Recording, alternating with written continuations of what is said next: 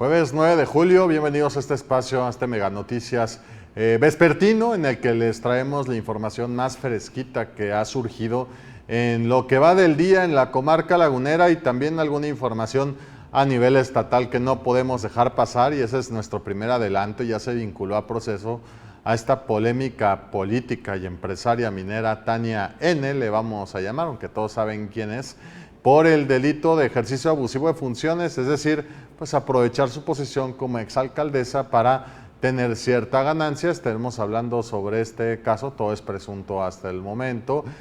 Por otro lado, están alertando ahí cámaras empresariales por un fraude que están haciendo, en la que fue víctima particularmente una empresa en San Pedro, en la que sin deberla ni temerla les dieron de alta a 300 trabajadores en el IMSS, generándoles una deudota. Estaremos hablando sobre este caso y la alerta que están emitiendo para todos aquellos que tienen una empresa, aunque sea muy pequeñita.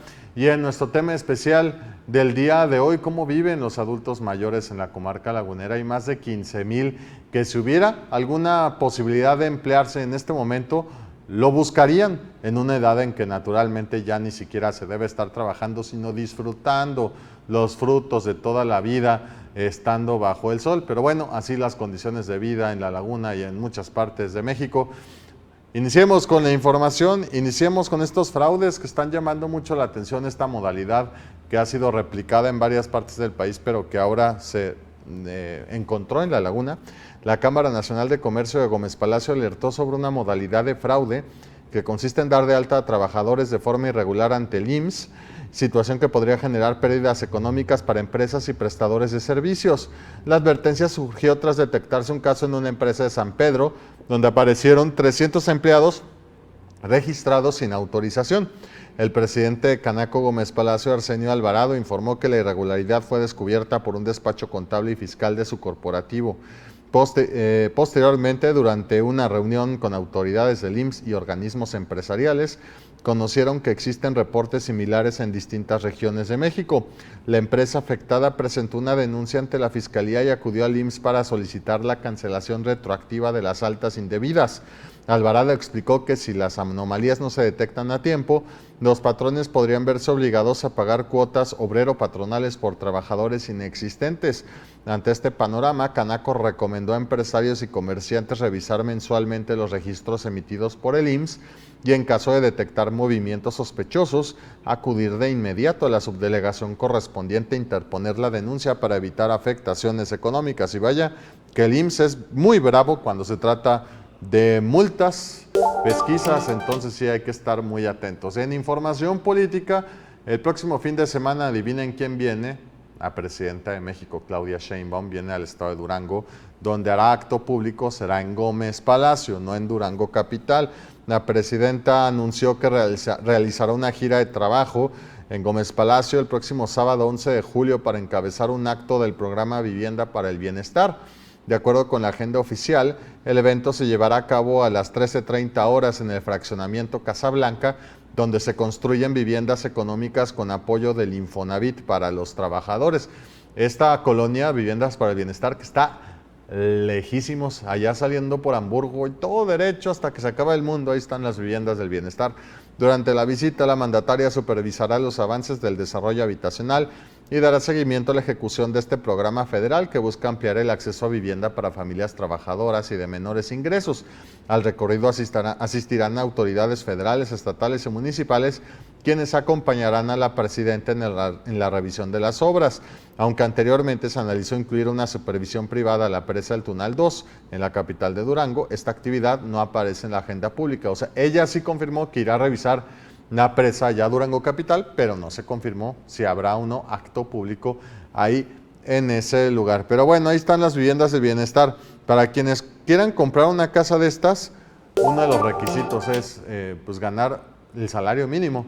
Quienes ganen más de un salario mínimo no tienen acceso a este programa del gobierno federal. Son casas de 600,000 pesos. Y bueno, en otros temas, las lluvias registradas en Sinaloa, Durango y la cuenca alta del río Nazas incrementaron los escurrimientos hacia las presas Lázaro Cárdenas y Francisco Zarco durante las últimas 24 horas, lo que favoreció una recuperación gradual en sus niveles, aunque siguen muy bajos, hay que aclararlo.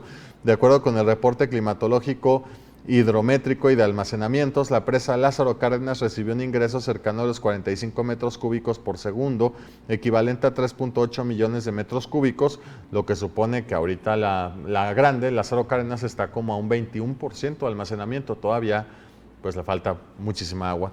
La presa Francisco Zarco, por otro lado, la que está aquí más cerca, también registró un incremento en su almacenamiento pese a que continúa el suministro de agua para el ciclo agrícola 2026.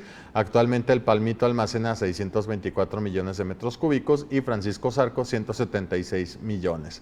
Productores y especialistas confían en que las lluvias continúen durante las próximas semanas, ya que mayores escurrimientos permitirán incrementar las reservas y acercar las presas al nivel de aguas máximas ordinarias. Y bueno, también les interesa mucho para que haya agua para su riego, ¿no? Bueno, en temas políticos, la exalcaldesa de Musquis, esta le llaman un poco también junior porque se comporta como tal, Tania N., quedó bajo prisión preventiva dentro de la causa penal 119-2025, luego de que un juez modificara la medida cautelar que anteriormente le permitía enfrentar el proceso en libertad con la obligación de presentarse periódicamente ante la autoridad. La resolución se emitió durante una audiencia de revisión de medidas cautelares después de que la Fiscalía Anticorrupción de Coahuila argumentó que la exfuncionaria incumplió con esa obligación vigente desde diciembre de 2025, cuando fue vinculada a proceso por el presunto delito de ejercicio abusivo de funciones. Según la Fiscalía, el incumplimiento justificó que no se emitiera un citatorio previo antes de su detención, realizada el pasado fin de semana en San Pedro Garza García. Con esos elementos, el juez determinó sustituir la medida cautelar por prisión preventiva. La exalcaldesa ya permanecía privada de la libertad por una causa penal distinta, que es por el delito de peculado. En fin, ya le pusieron la cruz a Tania N., la verdad, aquí en el estado de Coahuila, y sea culpable o no, que eso lo determinará la autoridad. Lo más probable es que no vaya a librar pues unos años de cárcel. Ya le pusieron la cruz. Vamos con nuestro tema especial del día, cómo viven los adultos mayores en la comarca lagunera. De acuerdo a datos de ocupación y empleo del Instituto Nacional de Estadística y Geografía INEGI, adultos mayores de la laguna trabajarían si tuvieran la oportunidad de hacerlo. Sin embargo, algunos de ellos ya no están en condiciones de hacerlo o es difícil que a esta edad puedan ser empleados.